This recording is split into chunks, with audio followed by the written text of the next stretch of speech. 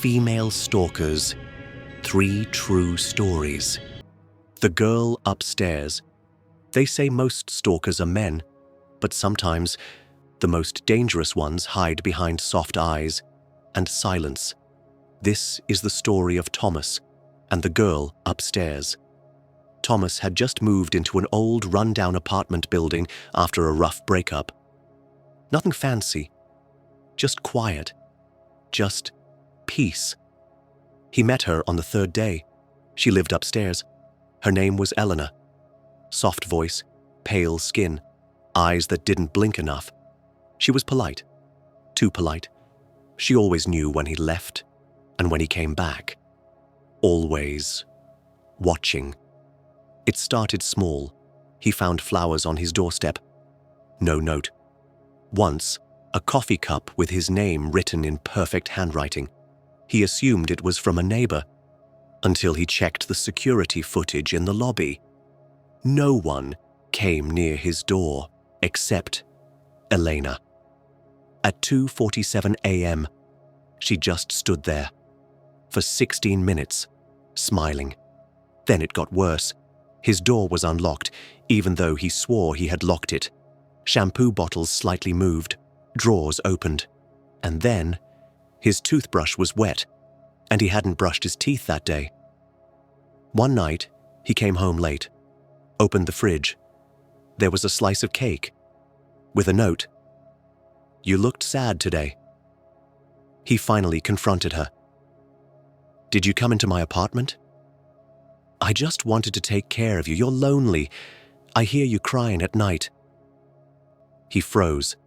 He'd never cried out loud. Not once. That night, he installed a camera in the living room. The next morning, he reviewed the footage. At 3:13 a.m., the front door opened. She didn't use a key. She had a copy. Eleanor walked in barefoot. She sat on the edge of his bed, watched him sleep. Then she leaned close and whispered something. He couldn't understand the words, but his eyes opened, and she vanished into the dark. Thomas filed a police report. He showed them the footage.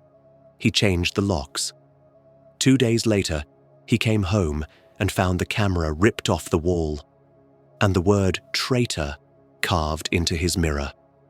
On the 5th night, it happened. He woke up with a warm hand pressed over his mouth, a knife grazing his cheek. "You said you were different. You said I could trust you." He never said any of that. But in her mind, he did. He survived. She was arrested. In her apartment, the police found photos of him sleeping, strands of his hair, voice recordings, a diary with fictional conversations between the two of them, all dated months before he ever met her. Sometimes, the quiet ones aren't just watching you, they're studying you, building a world in their mind where you belong to them. You can lock your doors, but how do you lock someone out of a fantasy? This was Shadow Stories. Sleep well, if you can. Story 2, Kindness Kills. I always thought I was a good person. You know, someone who holds the elevator, smiles at strangers, says, "Are you okay?" when someone looks lost. That's how it started. That one damn question. "Are you okay?" Her name was Clara. She was crying on the sidewalk. I offered her a napkin. Just being human. She smiled. I should have kept walking. She looked broken, makeup smudged, trembling hands, said her boyfriend had kicked her out. She had nowhere to go. I told her there was a cafe down the street, gave her some cash. She hugged me, said I saved her. I didn't know she followed me home. 2 days later, she found my Instagram, sent a message. "Thank you again. You're an angel." I replied with a thumbs up. That's it. Then came the voice notes. Then the photos. Then a poem she wrote about my eyes. I blocked her. The next day, she was outside my office. "I just wanted to surprise you." "You never replied. I thought maybe something happened." I asked how she knew where I worked. She said she just followed the energy. I laughed it off. I was an idiot. She started calling from unknown numbers, sending gifts to my parents, letters to my boss. She told people we were together. She told them I was emotionally abusive, manipulative, that I cheated on her. I was almost fired. My girlfriend left me, all because I said, "Are you okay?" One night, I came home and smelled smoke. She'd lit candles all over my porch, hundreds of them, each one with a note. "You complete me. You're the one. Say you love me, or I'll disappear." The police came. She cried, said I led her on.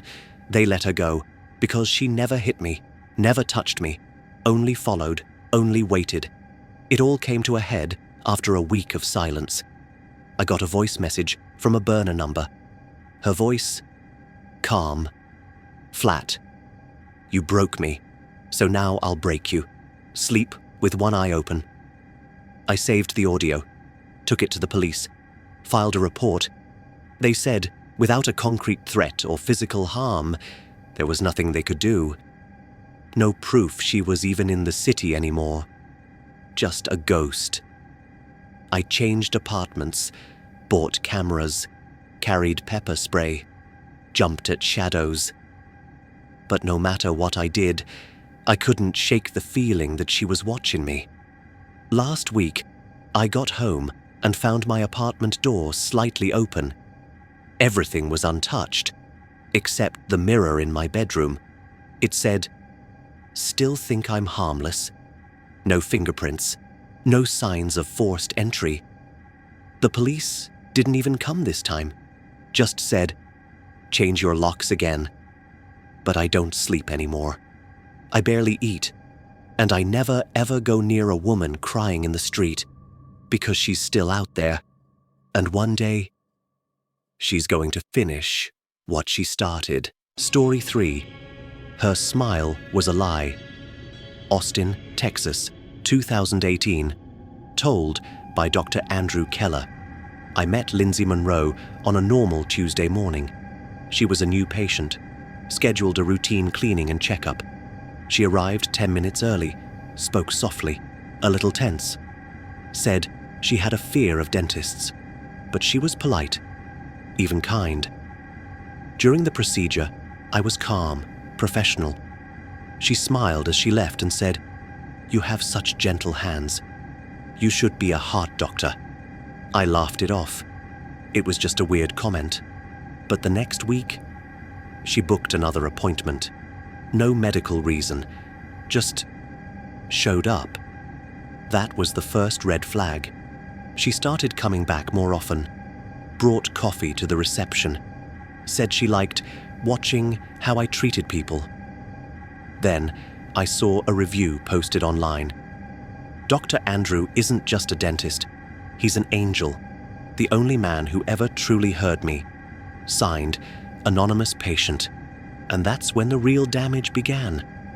My wife, Rachel, called me into the living room. "Have you seen this Reddit thread?" she asked. Someone had posted on a local forum. "Famous Austin dentist seduces vulnerable patients. Has destroyed multiple families." The comments were worse. Different usernames, all saying the same thing. Stories, dates, even first names. It wasn't true. None of it. But it looked so real. We received an email at the clinic.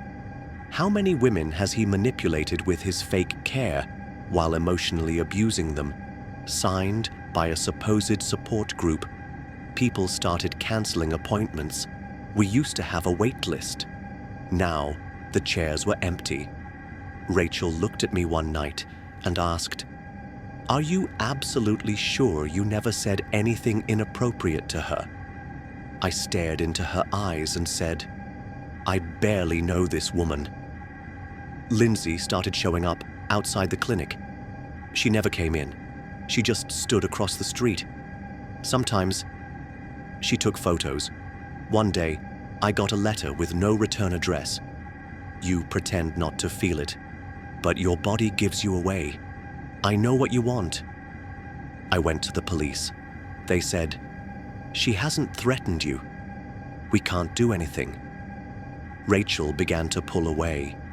She said, "It's not just what she's saying, it's what you're not telling me." Lindsay followed her on social media, started commenting on old posts, messaged her things like, "You deserve to know the truth," or "He loves you, but not like he loved me." Rachel showed me the messages. I blocked the accounts, reported everything. They disappeared. New ones popped up. One afternoon, a man approached me outside the clinic. His name was Eric. "She did the same thing to me," he said. "I lost my job. My parents think I'm a monster. She ruins everything, quietly." He had screenshots, voicemails, videos, everything I needed. With his testimony, we filed a formal complaint. It took weeks, but finally, the truth came out. Lindsay was exposed. She was never arrested. Mental health plea. She vanished. But the damage was done. My reputation took years to rebuild. I moved to another city, started over. Sometimes, new patients ask me why I left Austin. I just say, some stories don't come out clean, like a bad tooth. Even after they're gone, the pain stays. That was mine. That was how one smile almost destroyed my life.